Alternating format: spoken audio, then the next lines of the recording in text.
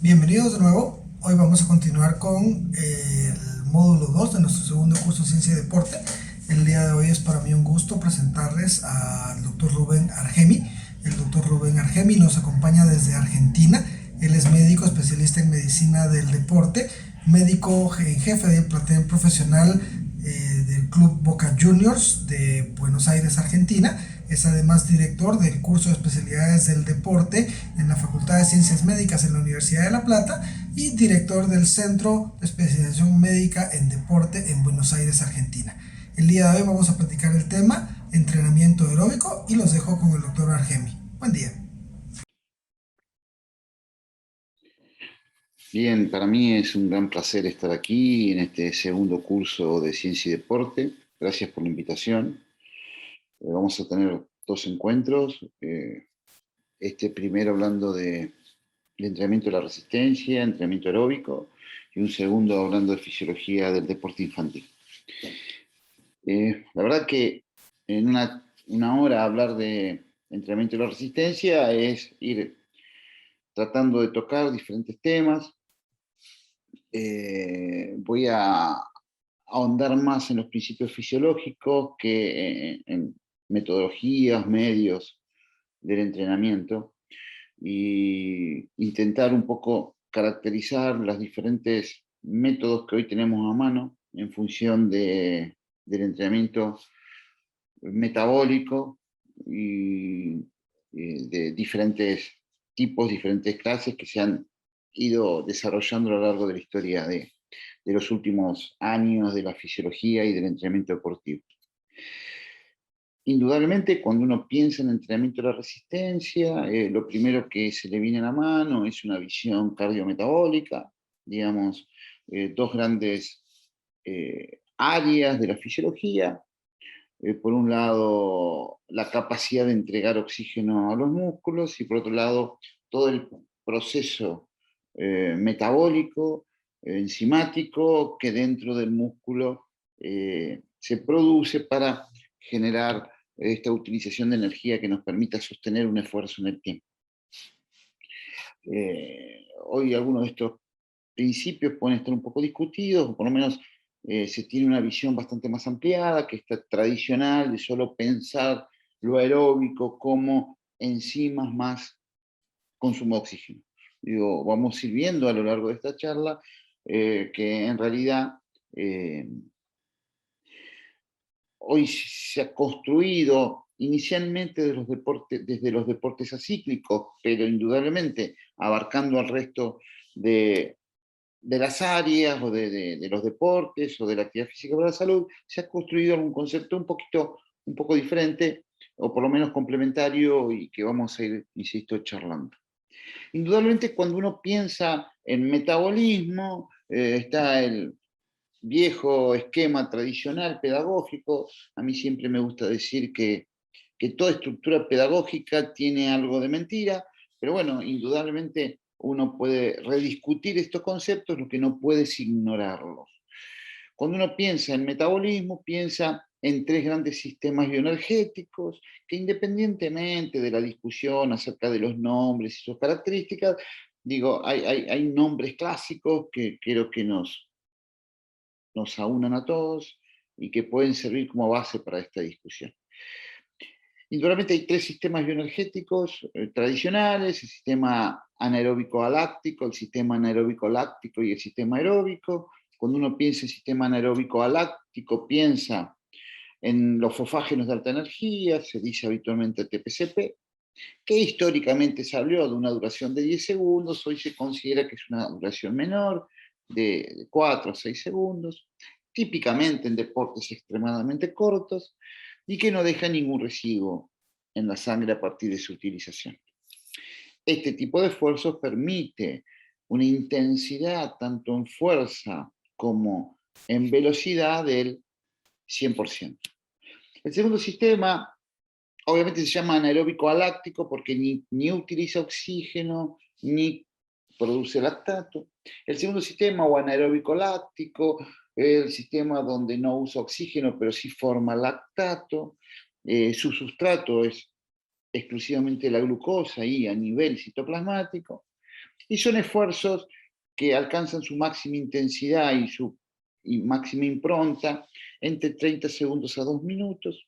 Y bueno, lo típico de la carrera de 400, 800 metros llanos, y que en realidad sí dejan residuos, lactato, amoníaco, dejan una serie de residuos y están bastante relacionados con la fatiga de algún modo.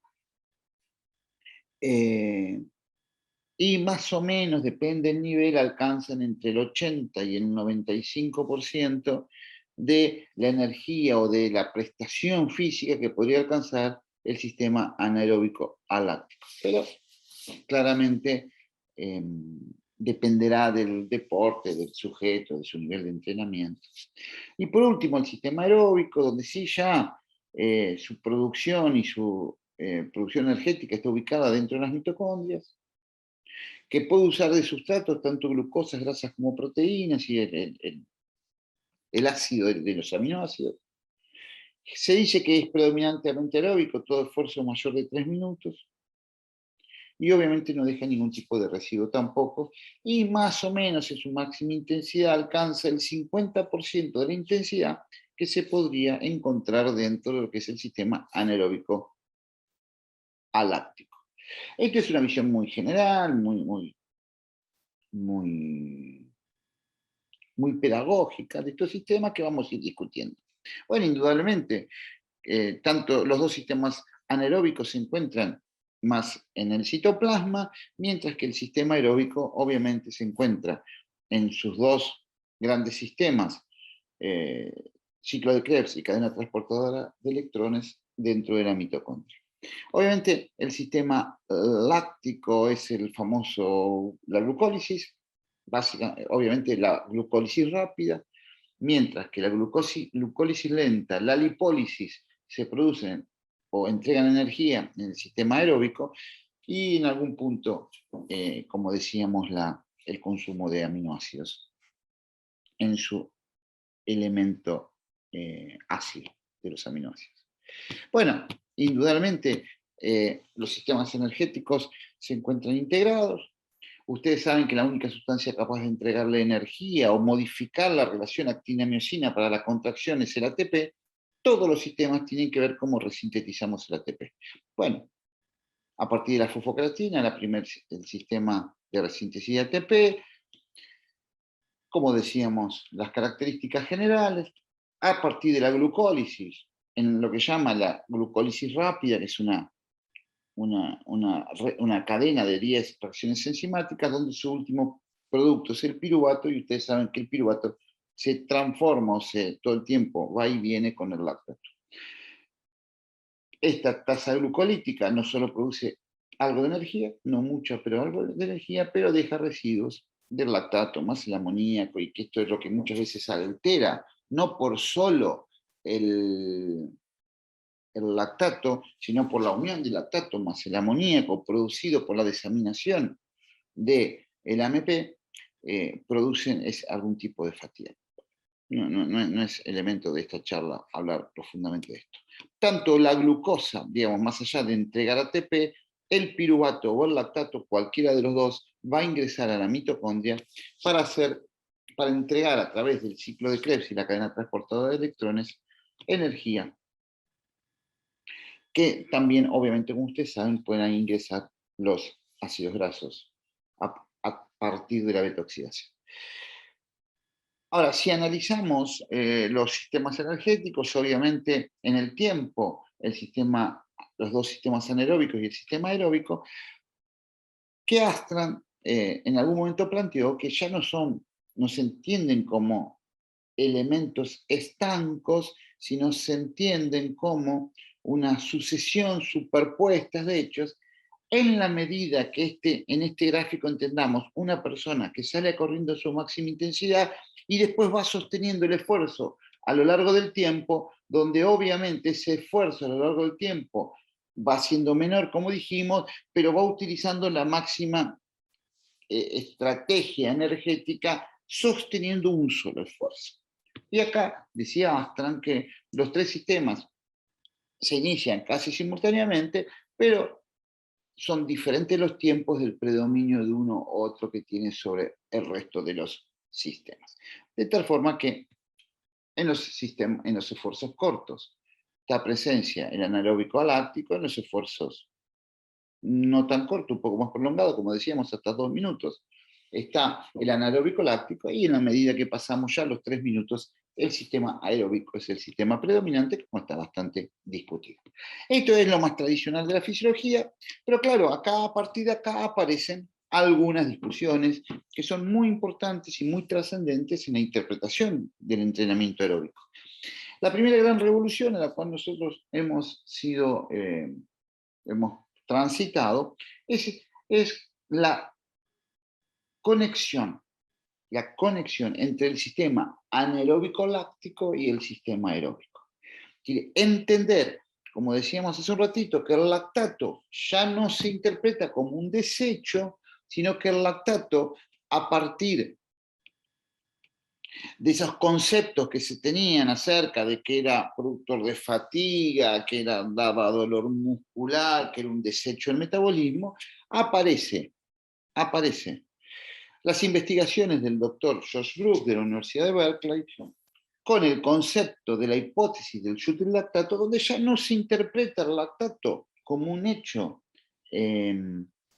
de desecho tóxico, sino como un intermediario metabólico, muy importante. Si el lactato que se produce en una fibra muscular puede viajar o en la misma fibra muscular, o en una fibra del mismo, en otra fibra del mismo músculo, o en otro músculo, o en el corazón, en el riñón, en el hígado, donde fuera, ese lactato va a ser transformado en piruvato, a partir del cual se puede o resintetizar glucosa en la neoglucogénesis o ser utilizado como un piruvato que entra al ciclo de Krebs y por lo tanto entrega energía aeróbica. A partir de la década del 80, esta nueva concepción nos permitió entender algunas formas de entrenamiento, básicamente el entrenamiento, el interval training o entrenamiento intervalado. Por lo tanto, pasamos a entender que esta tasa glucolítica, que a partir de la glucosa produce piruvato y que el piruvato se transforma en lactato, tanto el piruvato como el lactato van a transportarse adentro de la mitocondria a través de los famosos MCT o transportadores de monocarboxilatos. Los dos son monocarboxilos, por lo tanto utilizan el mismo transportador, y este lactato fuera de la mitocondria o dentro de la mitocondria se transforma nuevamente en piruvato, y el piruvato entra al ciclo de Krebs, a partir obviamente de diferentes reacciones enzimáticas como ya han visto. Entonces, sabemos hoy que durante la actividad se produce piruvato y lactato, siempre el piruvato y el lactato van a estar tendiendo a un equilibrio con sus concentraciones, y este piruvato lactato es utilizado como energía aeróbica durante la pausa o durante actividades de menor intensidad, tanto en el mismo músculo como en la misma fibra muscular, como en otra fibra muscular o en otro órgano, como ya dije. Esto obviamente construye un nuevo pensamiento del entrenamiento, es decir, el esfuerzo continuo sostenido como forma de entrenamiento aeróbico, que en realidad nos entregaba utilidades, pero algunas dificultades. Es decir, pensar que el entrenamiento aeróbico de la resistencia es solo sostener un esfuerzo continuo en el tiempo, aparece entonces el nuevo concepto asociado al interval training. Cuando digo aparece hace más de 50 años, obviamente. Pero lo empezamos a entender a partir de la década del 80. Quizá el atleta más conocido, Sato Peck, fue aquel que empezó a entrenar en este sistema para ser multicampeón olímpico, ya hace más de 60, 70 años. Donde nosotros vamos a tener un esfuerzo de intensidad y una pausa. Esa pausa puede ser activa o pasiva. Cuando entendemos por pausa activa, es porque esa pausa activa de un esfuerzo de 40, 50, 60% de la intensidad de carrera te permite utilizar como energía aeróbica ese lactato, y por lo tanto aumenta las tasas de remoción del lactato. Y esto sería el entrenamiento intervalado. Trabajar produciendo lactato, pausa, removiendo ese lactato. Y así entonces nos permite sostener el esfuerzo en el tiempo. Este es un típico entrenamiento, e insisto, que de acuerdo a la intensidad a la cual nosotros trabajamos, es la duración del esfuerzo en términos de minutos. Bueno, hay algunas propuestas que definen y obviamente la intensidad en este caso se propone en función o del consumo máximo de oxígeno o de la velocidad aeróbica máxima.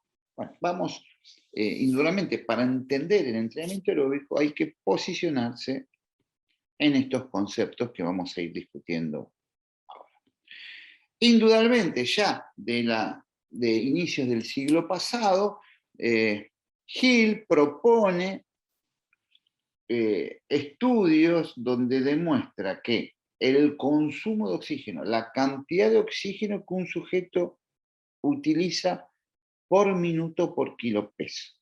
¿Que los utiliza dónde? Y bueno, justamente dentro de las mitocondrias musculares para el metabolismo de grasas, azúcares y proteínas.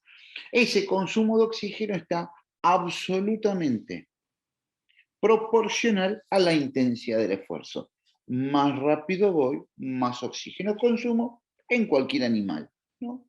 Yo vivo en una ciudad donde hay un gran hipódromo, donde a los caballos se les hace análisis de consumo de oxígeno directo y se comportan de una manera bastante similar al ser humano. Por lo tanto, cuando uno lo somete a un sujeto a una prueba progresiva de intensidad, el consumo de oxígeno aumenta hasta un punto donde, a pesar de aumentar la velocidad de carrera, ese consumo de oxígeno se estabiliza, siendo este el principal criterio para determinar que ese sujeto llegó a su máximo consumo de oxígeno. Y de ahí aparecen términos tan conocidos y tan utilizados y tan discutidos como la deuda de oxígeno, esa diferencia entre la linealidad del aumento del consumo de oxígeno y el consumo real. Pero todos están de acuerdo que este es uno de los criterios. Digamos, una persona cuando llega a su máximo consumo de oxígeno, ameseta la curva de consumo de oxígeno. Obviamente, a partir de acá apareció, y quizás este libro Aerobics de Kenneth Cooper referencia el concepto más común de que el consumo de oxígeno tenía que ver con esfuerzos cíclicos, o el entrenamiento aeróbico tenía que ver con esfuerzos cíclicos sostenidos en el tiempo, típico de carrera, bicicleta, natación, remo. Y bueno, eso fue un tema bastante extendido, sobre todo en la comunidad médica. Y otros temas que también se referencian a este mismo concepto, que ahora vamos a ir viendo, donde nos decían que en la medida que yo voy más rápido, el consumo de hidrato de carbono es mayor y el de grasas es menor, y por lo tanto solo en esfuerzos de baja intensidad yo me permitía a mí consumir grasas, pero que además en el tiempo a esa baja intensidad, al principio yo consumo hidrato de carbono y solo después de los 40 minutos de caminata empiezo a consumir proporcionalmente más cantidad de grasa. Bueno, en estos dos elementos se basa el concepto de los médicos, que decimos que, bueno, para consumir grasa tenemos que hacer esfuerzos de baja intensidad y sostenidos en el tiempo. Bueno, son parte de la terminología tradicional de la fisiología del ejercicio. Pero a ver, discutamos un poquito estas cosas. Imagínense que yo hago una ergometría donde un sujeto, entonces, como dijimos, lo someto a una carga progresiva del esfuerzo y le analizo su consumo de oxígeno directo y voy a ver que el consumo de oxígeno directo es proporcional, como ya lo hemos dicho. Ahora, ¿qué pasa si yo a ese mismo sujeto, en el mismo momento, le mido en sangre la concentración de lactato? Yo aclaro que yo mucho no me engancho en esta discusión de ácido láctico, lactato, me parece una discusión muy bioquímica, yo los uso indistintamente, sabiendo que a pH normal de 7,39, el ácido láctico tiende a pasar mayoritariamente como concentración de lactato por el tema del pH. Normalmente, para que haya un 50 y 50, el pH tendría que ser muy bajo, que es incompatible con la vida. Sabiendo que en general el lactato en la sangre encontramos más lactato que ácido láctico, bueno, yo lo utilizo indistintamente. Cuando uno analiza la concentración de lactato, si bien hay, como vamos a ver después, enorme cantidad de posiciones, de análisis, de respuestas individuales, de respuestas a diferentes deportes, actividades, la variabilidad es enorme. Insisto, para poder entender el proceso desde el punto de vista pedagógico, nosotros podemos decir que vamos a encontrar que el lactato encuentra 3 momentos diferenciados. Insisto, no lo encontramos en todos, pero sí a veces lo encontramos. Un primer momento donde el lactato mantiene, digamos, a velocidades muy bajas, el lactato mantiene concentraciones de reposo. A velocidades mínimas, el lactato aumenta, pero la producción y remoción están equilibradas, de tal manera que a estas velocidades, si yo correría en forma continua a una de estas velocidades, el lactato se mantiene constante, y a mayores velocidades, el lactato se dispara sistemáticamente porque hay más producción que remoción. Siempre hablando en esfuerzos aeróbicos.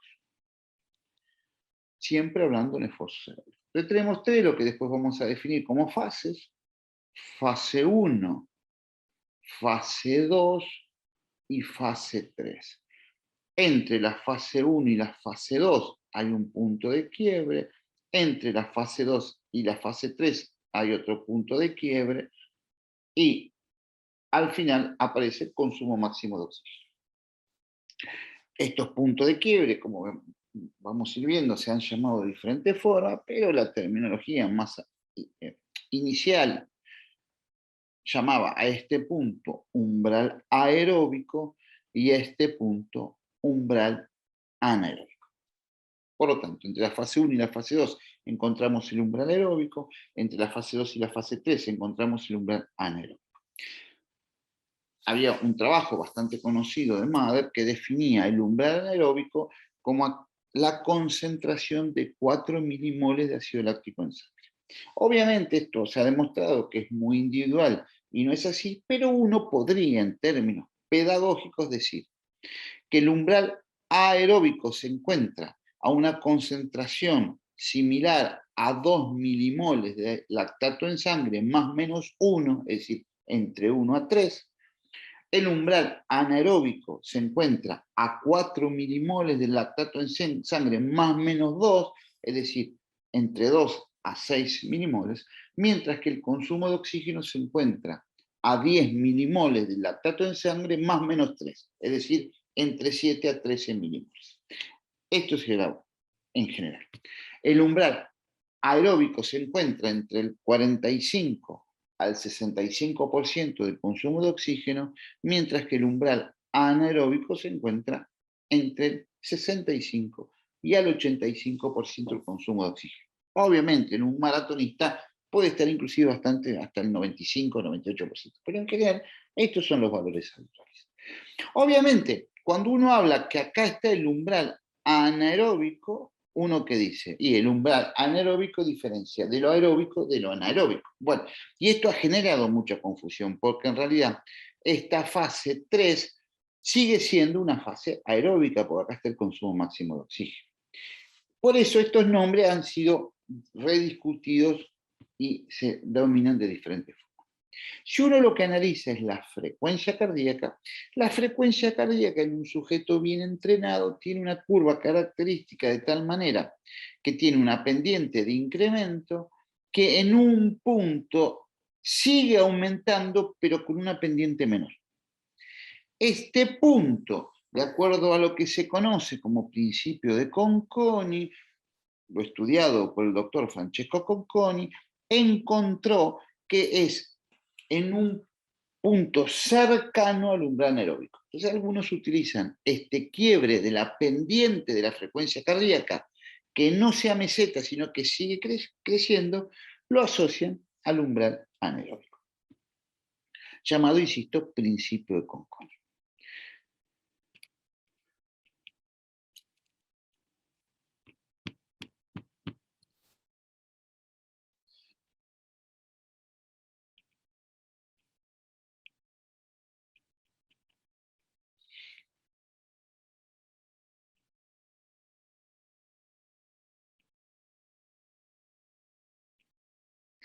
Obviamente que la concentración del lactato, que es amortiguada por el bicarbonato de sodio, y a partir de la amortiguación por el bicarbonato de sodio, el ácido láctico pasa al lactato y el bicarbonato pasa a ser ácido carbónico, y el ácido carbónico se disocia en dióxido de carbono y agua, vamos a tener que tanto del metabolismo del oxígeno en la cadena transportadora de electrones y el ciclo de Krebs se produce dióxido de carbono, como sabemos, pero también se produce dióxido de carbono como un producto del equilibrio, de la amortiguación, de los famosos buffers del ácido láctico, de la acidosis metabólica que los médicos tanto hemos sabido.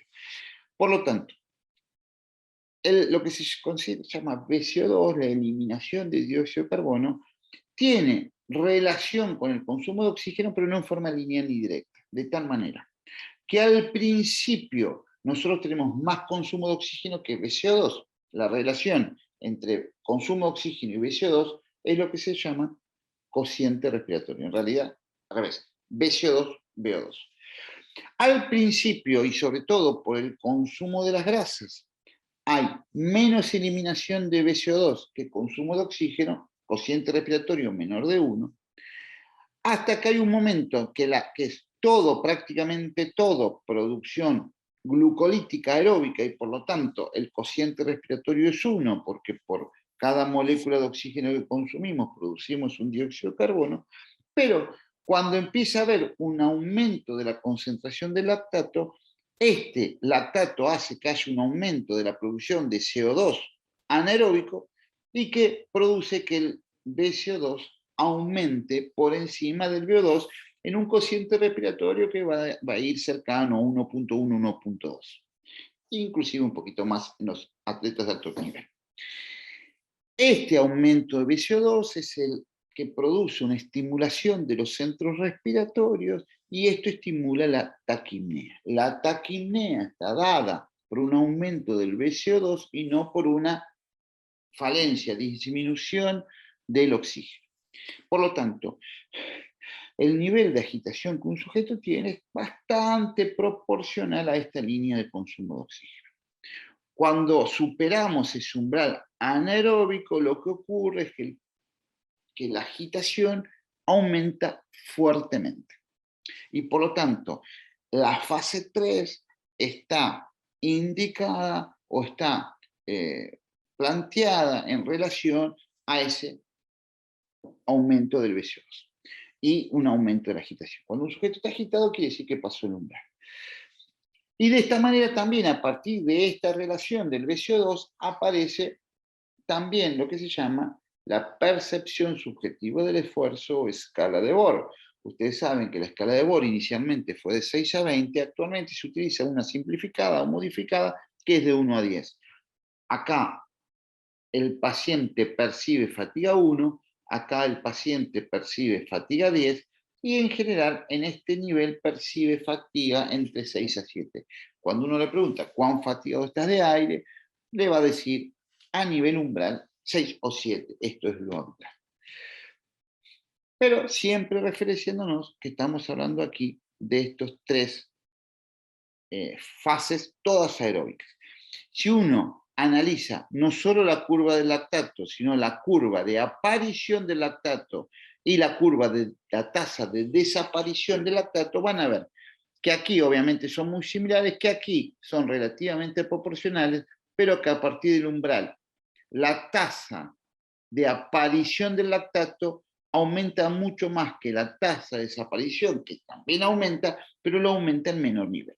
Sí, obviamente a esta fase 3 tenemos mucha remoción del lactato, pero la aparición la excedí, por eso ese aumento muy importante, ese quiebre muy importante en la concentración del lactato que explica esta curva azul que sería la curva de la concentración del lactato en sangre.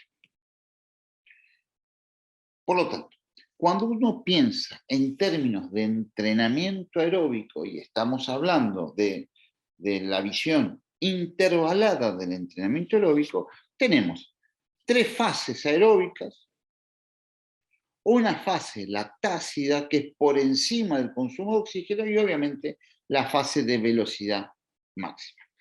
Estas tres fases es lo que se conoce con el nombre de sistema trifásico de Skinner y McLelland y que define diferentes aspectos. Obviamente, habitualmente a la fase 1 le llamamos regenerativo y a este punto le llamamos umbral aeróbico o umbral ventilatorio 1 de Wassermann. La fase 2 es entre el umbral aeróbico y el umbral anaeróbico, que también se llaman umbral ventilatorio 1 o umbral ventilatorio 2 de Wassermann. Y tiene diferentes nombres. Aeróbico de baja intensidad, subaeróbico, sistema continuo extensivo, intensivo, cada cual le pone un nombre diferente a este mismo concepto que se da en entrenamiento. Lo importante es que este umbral anaeróbico, que después se le llamó umbral lactácido, y después de umbral lactácido, después vamos a hablar algunos puntos, pues, porque hay gente que le llama umbral lactácido acá, hay gente que le llama umbral lactácido acá, y hay otros que le dicen umbral lactácido 1, umbral lactácido 2, digo, está bastante, como vamos a ver después, hay mucha confusión en la bibliografía. Personalmente yo le llamo umbral lactácido a este, si del quiebre entre fase 2 y fase 3, pero como sabemos que hasta esta velocidad, umbral lactácido, anaeróbico, BT2, lo que quieran llamarle, se alcanzan, las velocidades pueden ser sostenidas individualmente en el tiempo, digamos, en una ergometría progresiva. Acá tenemos que este umbral se alcanza a 14 kilómetros por hora. Si yo agarro un sujeto y lo hago correr a 14 kilómetros por hora sin parar, es la máxima velocidad a la cual el lactato se mantiene en una concentración estable. Y por lo tanto, a este nivel se le llama el máximo estado estable del lactato, es la última terminología, y a su velocidad la velocidad crítica. Que es, digamos, aclara bastante que en realidad lo que estamos hablando es la velocidad máxima a la que yo puedo hacer un entrenamiento continuo, que desde el punto de vista clínico va con poca o nula agitación. La fase 3 entonces es la que va entre el umbral anaeróbico y el consumo máximo de oxígeno, o el VTO2 y el VO2 máximo, y algunos le llaman entrenamiento de alta intensidad, entrenamiento de la potencia aeróbica. Esta era de la capacidad y esta es de la potencia aeróbica. En Argentina se han usado mucho los términos como VO2 máximo, superaeróbico, pero eso depende del lugar, el entrenador es el nombre que le pone. Acá podríamos construir una cuarta fase, que esto es la fase por encima del VO2, y es la de capacidad, potencia o resistencia lactácida o resistencia a la velocidad, mientras que la quinta fase sería los fosfogéneos o de velocidad máxima. Estos serían las 5 grandes áreas de entrenamiento metabólico. Obviamente, este y este, 1 y 2, pueden ser continuos. 3, lactacio y velocidad, solo pueden ser fraccionados. Este es con poca agitación. Este y este, obviamente, con una crecetación creciente. Fíjense, acá estamos hablando, comparando intensidad. La velocidad ya no tiene concentración de lactato, como vamos a ver ahora. Pero estos 3 son fraccionados y solo a deportistas. Raramente usamos estos 3. Si bien están algunas cosas en discusión, hoy hay una tendencia a utilizarlos igual, generalmente solo en deportistas. Históricamente, el interval training fue lo que se hacía a este nivel. Después aparece una terminología que a este nivel le denomina HIIT, o High Intensity Interval Training, pero hoy la nueva terminología es que HIIT se le llama a todo esfuerzo a partir del 90% del VO2. Entonces, en realidad, hoy HIIT se le llama lo que hasta hace 10 años atrás le llamábamos Interval Training. ¿Qué diferencia hay entre el Interval Training y el HIIT? En realidad, no hay definición. Lo único que el HIIT también engloba otros entrenamientos como los circuitados, como que después lo vamos a ver. Pero digo, la verdad que la palabra HIIT no vino a aportar cosas nuevas, sino vino a redefinir el nombre de cosas que ya conocíamos, insisto. Antes, por encima del 90% del consumo de oxígeno, le llamábamos interval training, hoy le llaman HIIT, pero le llaman HIIT a lo mismo que antes le llamábamos interval training. Seguramente puede haber gente que no esté tan de acuerdo con lo que yo estoy diciendo, pero esta es la realidad si uno analiza la bibliografía. Por lo tanto, en estos 5 sistemas, acá tienen lo que se produce con la concentración de lactato, acá tienen lo que se produce con la frecuencia cardíaca y acá tienen lo que se produce con el consumo de oxígeno. Es decir, tanto el consumo de oxígeno como la frecuencia cardíaca, no tan marcada, pero sí el consumo de oxígeno, en la medida que más rápido vamos, más corto es la duración del esfuerzo, menos consumo de oxígeno llegamos a tener. Esto es lo habitual. Bueno, acá ven estudios ya reales, fíjense, estudios, acá tienen el consumo de oxígeno y el VCO2, ya estudios reales. Acá tienen el cociente respiratorio, cómo va aumentando. Acá tienen el volumen ventilatorio, cómo va aumentando. Todo estamos hablando en esfuerzos progresivos de pruebas de consumo de oxígeno hasta agotamiento, que suelen durar entre 6 y 15 minutos. No, esto es lo habitual, no mucho más de eso. Las etapas son variantes, pueden ser etapas de 1 minuto, de 2 minutos, de 3 minutos. Obviamente, cuanto más larga es la etapa, más tarda la prueba, por supuesto. Pero en general, en futbolistas, nosotros hacemos etapas de 1 minuto con un aumento de 1 kilómetro por hora por minuto y duran entre 6, 12 a 13 minutos, no mucho más que eso. También dependerá a qué velocidad arrancás. Cuanto más baja es la velocidad a la cual arrancás, más dura la prueba. Dependerá, podemos arrancar a 8, a 9, a 10 kilómetros por hora, depende del protocolo que utilicemos y también depende la pendiente de la cinta. Si lo hacemos en cinta, ¿qué lo hacemos? Nosotros habitualmente trabajamos a una pendiente de la cinta de 3 grados. Bueno, acá ven la relación con, fíjense, en el volumen expiratorio a partir del umbral. La taquipnea hace que aumente el volumen respiratorio más que el consumo de oxígeno o más que el VCO2, y eso se ve manifestado en que la fracción expirada de oxígeno va a ir aumentando a partir de ese umbral. Es decir, a partir del umbral, como nosotros respiramos más rápido de lo que sería lo lógico con respecto al VCO2 y respiramos más rápido porque tenemos una estimulación de los centros respiratorios, la cantidad de aire es menos eficiente porque hay mucho volumen expiratorio para el VCO2. ¿Y qué pasa entonces? Con el aire que expiramos sale más oxígeno que antes. ¿Por qué? Insisto, por la taquipnea. Esto está producido por la taquipnea y esos fenómenos respiratorios que son muy interesantes. Bueno, a partir de ahí, en la relación volumen expiratorio VO2 o volumen respiratorio VCO2, fíjense cómo aumenta el volumen respiratorio fuertemente. Sin querer entrar en detalles fisiológicos. Bueno, obviamente, miren, si yo en verde tengo un protocolo incremental y yo corro a esta misma velocidad de VO2, obviamente voy a tener consumo de oxígeno cercano al VO2. En general, si está bien tomada la prueba, debería alcanzar el máximo consumo de oxígeno. Ese máximo consumo de oxígeno, imaginen que esto lo llegué a 18 kilómetros por hora, acá corro directamente a 18 kilómetros por hora, tardo un tiempo, porque yo salgo de reposo, en alcanzar el máximo consumo de oxígeno, y después lo estabilizo y lo sostengo más o menos el 50% del tiempo al cual me voy a agotar. Esa velocidad que yo llegué a mi máximo consumo de oxígeno y al sostenerlo alcanzo el máximo consumo de oxígeno y me agoto entre 4 a 8 minutos haciendo una carrera continua, estable, a la velocidad a la cual llegué a mi máximo consumo de oxígeno en una prueba incremental, a eso es lo que le llamamos velocidad aeróbica máxima.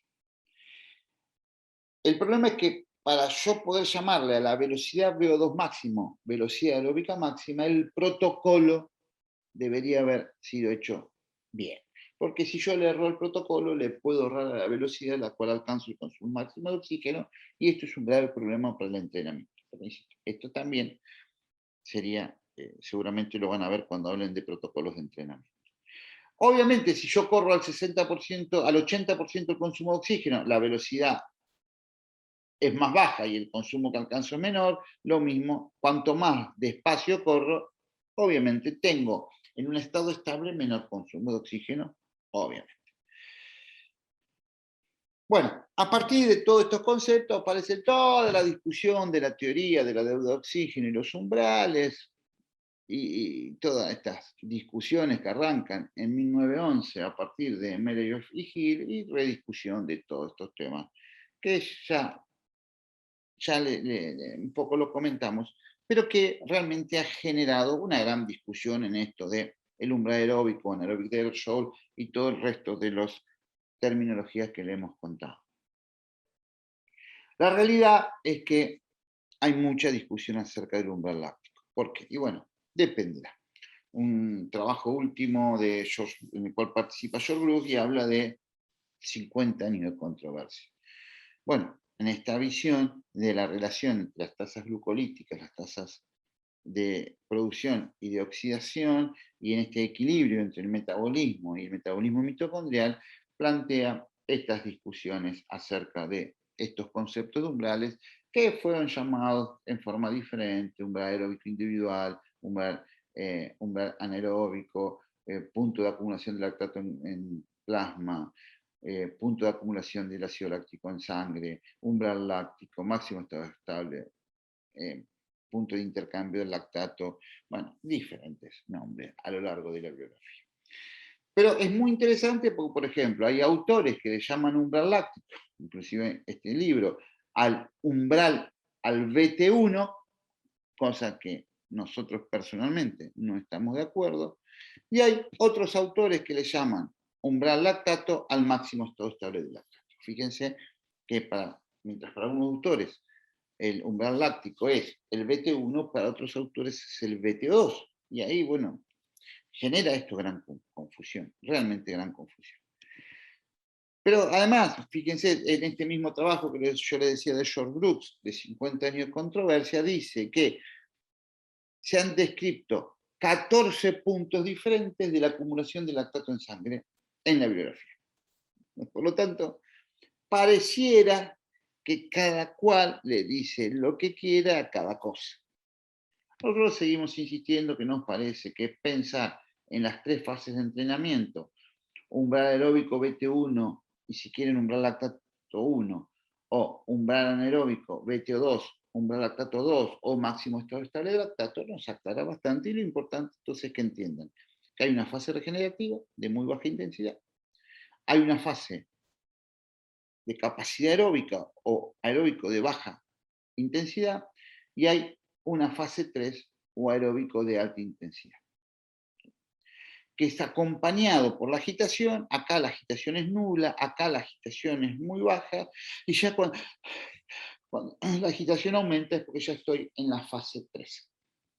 Y esto define los sistemas de entrenamiento: sistema moderado de muy baja intensidad, sistema que acá está dominado pesado, que nosotros le llamamos de baja intensidad, y donde el entrenamiento sostenido a estas velocidades sostiene el lactato en forma estable, y un tercer nivel donde el lactato se dispara. Entonces, en este tercer nivel, como decíamos, aparecen todas las formas de entrenamiento fraccionado, ¿sí? Con trabajo y pausa, trabajo y pausa. Yo hasta aquí puedo hacer continuo, también aquí yo puedo hacer trabajo y pausa, por ejemplo, carreras de 5.000 metros y parar 3 minutos. Acá en general las carreras raramente superan los 90 segundos, 2 minutos. Son carreras cortas. También acá la pausa puede ser 1 a 1, 1 a 2, dependerá la intensidad y dependerá el sujeto que entrene. Bueno, este es el trabajo original de Mather, donde plantaba los 4 mínimos de ácido láctico, pero que hoy fue bastante, no, yo no lo tengo en inglés, solo en alemán, que es su idioma original, pero ha sido bastante discutido este tema.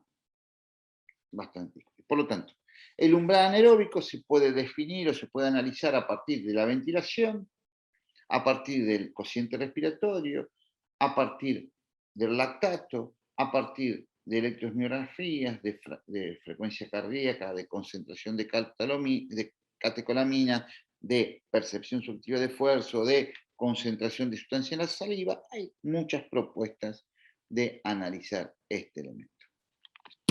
Pero, insisto, lo interesante entonces es que en esta tercera fase, el entrenamiento, como decíamos hoy, es intervalado. Insisto, hoy el HIIT también lo ubican ahí. Yo no me gusta mucho a mí la palabra HIIT, pero yo ya soy bastante viejo y no me gustan cuando me cambian los nombres, pero no me cambian el sentido de las cosas. Bueno, muy importante entender que a nivel umbral hay un aumento muy importante de las catecolaminas en sangre, entonces decimos que hay que tener cuidado con estos sistemas de entrenamiento por encima del nivel umbral o BT2 o máximo estado estable de lactato, porque este aumento de la concentración de los simpáticos miméticos nos pueden producir un aumento de la irritabilidad miocárdica y por lo tanto eventos arrítmicos miocárdicos. Entonces, en general, nosotros no recomendamos la fase 3 para los sedentarios. Siempre el límite de esa agitación es un límite muy importante. Digamos, que una persona puede ir lo más rápido que pueda sin agitarse o metiéndole pausa para no agitarse es un elemento bastante importante. Bueno, y ahí estamos que entonces el entrenamiento podrá aumentar la intensidad de la respiración mitocondrial o aumentar el contenido mitocondrial y sobre esto hay bastante discutido, bastante analizado. Esto es toda la fisiología del entrenamiento interválico o intervalado o interval training. Pero también aparece una nueva revolución, una segunda revolución muy interesante que asocia el sistema anaeróbico aláctico al sistema aeróbico. Habitualmente nosotros pensamos o decíamos o analizábamos que el sistema de los fosfágenos de alta energía es el sistema anaeróbico por excelencia. Y está claro que la utilización del sistema fosfágeno es sin oxígeno. Ahora, cuando yo rompo fosfocreatina cuando yo rompo fosfocreatina para resintetizar el ADP, esa fosfocreatina rota en creatina más un fósforo hace que la creatina viaje rápidamente hacia la mitocondria, entre a la mitocondria, se resintetice a partir del ATP mitocondrial y vuelva a la zona contráctil para ser una vez más utilizada. Es decir, sabíamos que si yo hago un esfuerzo de máxima velocidad y me tomo 3 minutos de pausa, la fosfocreatina se resintetiza por él en forma aeróbica, a diferencia de lo que se planteaba en algún momento, donde la fosfocreatina era una sustancia básicamente citoplasmática. Hoy sabemos, y nosotros a esto que es conocido en el mundo como el shuttle de la fosfocreatina, nosotros a esto le pusimos la paradoja metabólica de la fosfocreatina. ¿Por qué? Para entender que la sustancia anaeróbica por excelencia en algunas situaciones puede ser, tiene la utilidad de ser un fantástico transportador de energía aeróbica. Por eso lo llamamos la paradoja metabólica de la fosfocreatina, para que quede claro este concepto. El otro tema es que antes nosotros creíamos que los fosfágenos se utilizaban solo a la alta intensidad, como ya fue descrito aquí. Y hoy sabemos que en realidad el fosfágeno se utiliza siempre al inicio del entrenamiento, sobre todo si la aceleración o del cuerpo o de la masa es importante. Cuanto más aceleración le imprimimos, y esa aceleración no tiene que ser máxima, reclutamos fibras 2A y las fibras 2A tienden a utilizar antes la fosfocreatina que la glucólisis. ¿Por qué?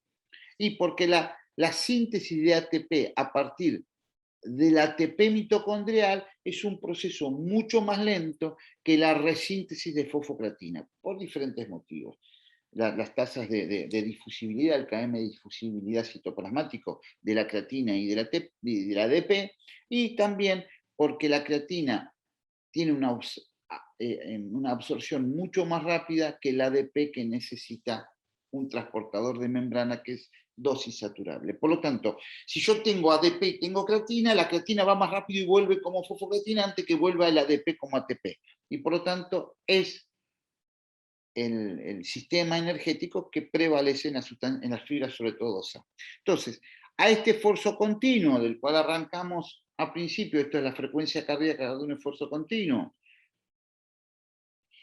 se le puede comparar con la frecuencia cardíaca, perdón, con la frecuencia cardíaca de un trabajo intervalado, un ejemplo cualquiera, corro y paro, corro y paro, corro y paro, y aparece a partir de esta paradoja metabólica de la fosfocreatina, una nueva forma de entrenamiento llamada entrenamiento intermitente. Donde en realidad acá lo que ven es que yo corro 10 segundos, paro, corro 10 segundos, paro 10, corro 10 segundos, paro 10, corro 10, y voy haciendo bloques de estimulación de lo metabólico, pero ya no con un esfuerzo continuo, ni no con un esfuerzo intervalado, sino con un esfuerzo intermitente. Que nosotros es el tema que más hemos estudiado a lo largo de estos años. El esfuerzo intermitente aparece en sus primeras publicaciones en la década del 60 de Irma Astram, dentro del grupo de su marido, de Perolof Astram, pero que la primera autora era Irma Astram, que ella plantea que estos esfuerzos, 15 por 15, 30 por 30, 10 por 20, como en este caso, producen menos lactato que a la velocidad sostenida en el tiempo. Y ella dice que una velocidad que me agotaría en pocos minutos, y por lo tanto nosotros la podemos asociar al entrenamiento de velocidad aeróbica máxima, si yo la sostengo en este corto trabajo de 10, de 15 segundos por una pausa igual, o del doble, lo puedo sostener durante mucho tiempo, y ella dice que esto es así, y una de sus teorías, que después fue demostrada, era que usa mucho lo que significaría el oxígeno unido a la mioglobina. Y por lo tanto, esta forma de entrenar, que fue publicada hace muchos años y después dejada de lado, nosotros la hemos retomado fuertemente en esto del trabajo intermitente. Por lo tanto, el trabajo intermitente implica esfuerzos mucho más cortos que el intervalado, con pausas pasivas. ¿Por qué pausas pasivas? Porque yo necesito que el músculo esté relajado para que se restaure el oxígeno de la mioglobina, y esto me permite hacer un esfuerzo de alta intensidad de trabajo, pero con muy poco lactato, es decir, rompe la relación de consumo de oxígeno y lactato que vimos en el sistema trifásico de Skinner y Magrela. Esto lo rompe. Yo puedo tener altos niveles de consumo de oxígeno con muy bajo lactato, y esto es una gran ventaja a la hora de entrenar. Y esto se da básicamente, insisto, por esta paradoja metabólica de la fosfocreatina, donde la creatina, producida a partir de la resíntesis del ATP, viene a la mitocondria, se resintetiza como fosfocreatina en la mitocondria y vuelve a la zona contraria. Por eso nosotros tenemos una CPK citosólica, que es la enzima que rompe la fosfocreatina, y una CPK mitocondrial, que es la enzima, es la isoforma que sintetiza la fosfocreatina. Los que leen inglés van a saber que la CPK, que en español le llamamos a esta enzima, en inglés se le llama CK, es la misma enzima. Pero claro, pero después aparece toda un área nueva, que es que yo no solo voy a conseguir realizar estimulación mitocondrial a partir de la fosfocreatina en un sistema de carrera de, por ejemplo, 15 segundos, parar 15 segundos y volver, sino también lo voy a conseguir en un entrenamiento por circuito. Yo acá rompo fosfocreatina, la resintetizo, rompo fosfocreatina, y con la variabilidad de un circuito me permite altísima intensidad romper mucha fosfocreatina y estimular mucho el área mitocondrial, pero no desde un esfuerzo el aeróbic tradicional, sino un esfuerzo más intenso de lo neuromuscular.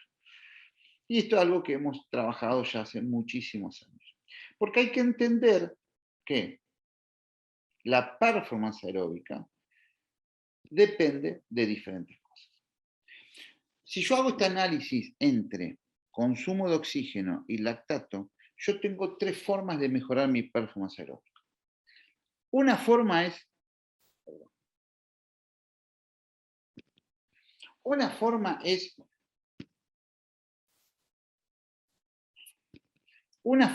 aumentar el máximo consumo de oxígeno.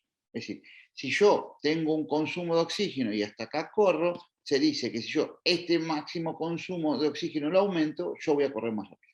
Esto está muy discutido, porque en realidad está bastante mal demostrado, o no está demostrado, para mi gusto, no existe que se pueda en un deportista aumentar el máximo consumo de oxígeno. El máximo consumo de oxígeno está determinado básicamente por mi genética. ¿Cuánto? Yo puedo un sedentario, vamos a suponer a un sedentario, en un año le puedo aumentar el 20% el consumo de oxígeno, en realidad habría que discutirlo si esto es así, pero bueno, por razones de tiempo no lo vamos a hacer. Pero un deportista esto no se puede hacer. Por lo tanto, pensar que a partir del aumento del consumo de oxígeno yo voy a aumentar la velocidad de carrera es un error. La otra alternativa es desplazar la curva del lactato hacia la derecha, es decir, yo con el mismo consumo de oxígeno correr el máximo estado estable más tiempo. ¿Esto es posible? Sí, claro que esto es posible y además es muy importante, por ejemplo, en maratonistas. Pero el problema de desplazar la curva de lactato hacia la derecha es que lo hago a expensas de un aumento de reclutamiento de las fibras lentas. Y esto, porque son las que remocionan el lactato, esto en términos de la mayoría de los deportes no es un buen camino. A mí no me interesa que mis futbolistas tengan más fibras lentas. Por lo tanto, ¿qué es lo que me queda a mí como la gran herramienta de entrenamiento? A mí lo que me queda como la gran herramienta de entrenamiento es aumentar lo que se llama la eficiencia biomecánica. Es decir, correr más rápido con el mismo consumo de oxígeno. ¿Esto es posible? Sí, claro. Es lo que hacemos todo el tiempo. Todo lo que nosotros hacemos es tratar de mejorar la eficiencia biomecánica de un sujeto. Y por lo tanto esto hay que entender lo que se da es una visión diferente a la visión tradicional que creía que el entrenamiento era la base a partir de la fisiología de una célula. Digamos, yo muchas veces escuché decir que simplemente uno corre más rápido porque tiene más enzima, y nosotros creemos que esto no es así. Que en realidad hay una serie de principios fisiológicos mucho más integrados en un sistema dinámico complejo, como es el ser humano, que nos permite entender más lo que hacemos. Insisto, esto da para discutir fuertemente en el tiempo. Por lo tanto, obviamente, en esta discusión nosotros nos quedamos con la eficiencia biomecánica. Entrenar la economía de carrera implica que yo puedo trabajar en diferentes elementos que nos permitan mejorar las características cinemáticas, las características de producción de fuerza, que obviamente van a tener que estar acompañadas por la estimulación cardiometabólica. Pero acá hay dos grandes modelos, o el modelo cardiometabólico, donde yo creo que todo lo hago en función del sistema trifásico de Skinner y Marleland, o el modelo cardiomecánico, que sometido a circuitos me permite ser acompañados por lo cardiometabólico. Esto que parece una discusión de locos, es una discusión muy importante porque nos define todo lo que hacemos. Nosotros preferimos todo lo que hacemos hacerlo en función de esfuerzos cortos y repetidos en el tiempo y no esfuerzos sostenidos, suaves, prolongados. Esto es una gran discusión. Son muchas las cosas que podemos hacer en función de aumentar la eficiencia de la carrera, pero claro, sabemos que además de la disponibilidad de oxígeno, el metabolismo y la masa mitocondrial, hay otros factores muy importantes. La capacidad elástica del tendón, la capacidad elástica de los tejidos, la habilidad de utilizar la energía elástica, todos los trabajos que tienen que ver con disminuir el contacto en el piso, modificar los patrones de reclutamiento, mejorar la coactivación muscular y la mayor actividad excéntrica concéntrica, aumentar la contracción voluntaria máxima, la tasa de desarrollo de la fuerza. Bueno, una serie enorme de principios neuromusculares que terminan siendo absolutamente beneficiosos a la resistencia aeróbica. Porque no estoy hablando de fuerza, estoy hablando de performance aeróbica. Esto es muy importante de entender. Porque usted dice, che, pero si me fuera fuerza. No, no, no. Estoy hablando de cómo hacer que un tipo sea más resistente. Y esto para nosotros es extremadamente importante. Por lo tanto, también acá hay muchas definiciones distintas, pero a nosotros nos gusta decir que hay un entrenamiento intermitente metabólico, un entrenamiento intermitente neuromuscular, un entrenamiento intermitente técnico-táctico y un entrenamiento intermitente combinado. Para que quede claro lo que decimos, ¿Cómo diferenciamos el entrenamiento intervalado del entrenamiento intermitente? Bueno, primero el entrenamiento intervalado tiene que ver con la producción y remoción de lactato, mientras que el entrenamiento intermitente tiene que ver con la paradoja metabólica de la fosfocreatina. El límite está muy discutido, pero el límite que nosotros creemos que es el correcto son los 30 segundos. Por encima de los 30 segundos estamos hablando de intervalado, por debajo de los 30 segundos estamos hablando de intermitente. En general, el intervalado habla de esfuerzo de 1 a 15 minutos. Lo frecuente que el intermitente hable de esfuerzos de 15 segundos. 10, 30, 20, pero 15 es lo más común, hasta 30. El rango de velocidad es muy amplio, va del 80% del VO2, que sería a nivel umbral, a velocidad máxima. Mientras que el rango de velocidad en entrenamiento intermitente es muy puntual, del 90 al 110% de la BAM. Algunos trabajos llegan hasta el 120, pero no más de eso. Todos los trabajos que hablan de intermitente, como entrenamiento de la velocidad, o entrenamiento al 140-150% del VO2 máximo, para nosotros no es un intermitente aeróbico. Cuando nosotros hablamos de intermitente metabólico aeróbico, es correr entre el 90 al 120% de la BAM. Eso es para nosotros intermitente aeróbico. En algunos casos podemos llegar al 120. La pausa activa en el interval training disminuye la intensidad. La pausa pasiva en el intermitente disminuye la intensidad. Y esto para nosotros también es muy importante. La densidad en el interval training es muy variada. En el intermitente es o la mitad o el doble y hasta 3 veces de la duración de la pausa, no más. Si yo tengo que estar 3 veces más de la pausa que lo que hice, es porque no estoy en entrenamiento intermitente. La densidad en el intervalo a veces es de 7, 8 veces, es muy intensa. Y es muy importante. Obviamente la fatiga que produce el intermitente es mucho menor que el intervalado. Obviamente son entrenamientos que se pueden hacer los dos. No es que para ser intermitente primero tenés que hacer intervalado, es indistinto. Ahora, es muy importante a la hora de entender el intervalado que yo necesito tener un equilibrio entre fase 3 y fase 2, porque si no, si yo solo entreno en fase 3, me descompenso desde la fatiga. Yo tengo que entrenar. Nunca puede superar el volumen de fase 3 el volumen de fase 2. En general se dice que la fase 2 tiene que ser el doble de la fase 3. El intermitente no lo puedo comparar con la fase, porque yo tengo el consumo de oxígeno de la fase 3, pero el lactato de la fase 2 y puedo hacerlo todos los días sin problemas. También en intermitente hay una serie de condicionamientos que, insisto, es para un curso, ¿no? Para una charla de una hora, que me voy a extender un poquito. Ahora, también aparece entonces que aparecen los llamados neuromusculares.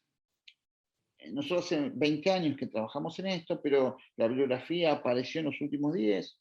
Y, por ejemplo, dicen que el intermitente neuromuscular, digo, con otros nombres, se da extrema importancia al adecuado desarrollo de las técnicas motoras fundamentales y la capacidad para su realización, y esto en circuitos se logra perfectamente. La estrategia del entrenamiento funcional de alta intensidad es cada vez mayor en el fitness porque entrena simultáneamente lo metabólico y lo neuromuscular. Ha mostrado una gran relación eficiencia-tiempo, estos entrenamientos en circuitos. El entrenamiento funcional de alta intensidad, que algunos le llaman a lo que nosotros llamamos intermitente neuromuscular, produce adaptaciones por 4 mecanismos, aumenta los dominios de rendimiento múltiple, énfasis en ejercicios funcionales que requieren patrones motores universales, combinan ejercicios de fuerza y de resistente, y sostienen la alta intensidad. Obviamente, en lo neuromuscular, 15 segundos para nosotros es mucho. Nosotros preferimos trabajar 6-8 segundos sobre 15-20 de pausa. ¿Sí? Preferimos más intenso y más corto. Cuando el esfuerzo se prolonga demasiado, aparece lo que aparece, cosas como el CrossFit, donde las lesiones son mucho más frecuentes. Así que nosotros generalmente nos movemos entre los 6 a 8 segundos. No hubo diferencias en los niveles de estrés oxidativo y metabólico y en las respuestas cardiovasculares con respecto a las carreras. Por lo tanto, digamos, desde estos modelos neuromecánicos también los llevamos acompañados con los modelos más, con estimulación enzimática. Obviamente, fíjense que cuando se comparan circuitos con carreras, obviamente las adaptaciones al consumo de oxígeno son bastante similares similares. Obviamente hay muchas formas de organización del intermitente neuromuscular. A veces se traba esto, perdón. Pero que se pueden organizar a través de objetivos. Por ejemplo, objetivo al azar, que yo hago un circuito con 10 estaciones y le hago diferentes ejercicios. Correctivo grupal, yo digo, mira, yo voy a hacer un ejercicio de zona media, de estimulación, de estabilización lumbopélvica, uno de glúteo medio, voy a hacer uno de apoyo, uno de técnica carrera. O directamente yo digo, bueno, a este sujeto que tengo que mejorarle tal cosa, le voy a armar una sucesión de ejercicios aplicativos para mejorar eso. Son diferentes formas de planificación.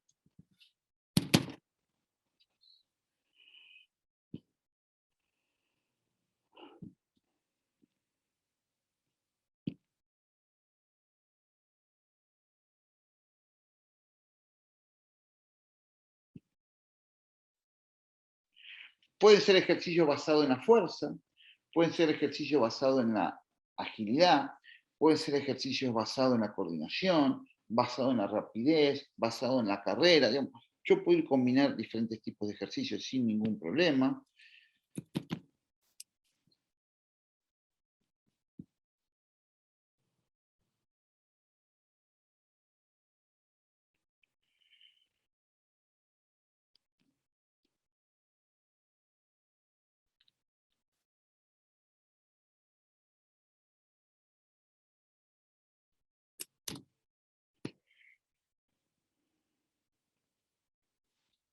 Bueno, perdón, pero no sé por qué pasaba con la memoria que se me trababa. Si no iba a estar.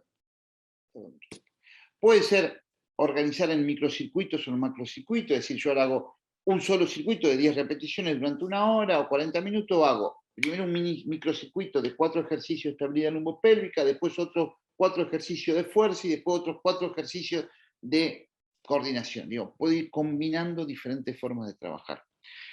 Las repeticiones pueden ser lo que llamamos intensivos, como les dice, 6-8 segundos, 15-20 de pausa, o pueden ser extensivos, 3 ejercicios de 6-8 segundos, digamos, un conjunto de 25-30 segundos de trabajo, pero con diferentes ejercicios y después la macropausa de 1 minuto.